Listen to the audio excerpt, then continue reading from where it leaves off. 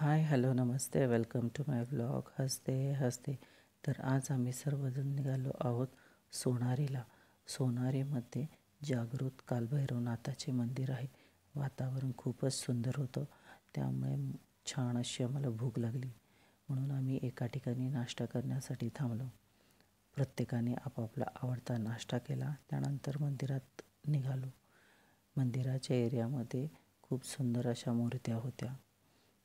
आम्ही आत मंदिरात प्रवेश केला व कालभैरवनाथाचे दर्शन घेतले.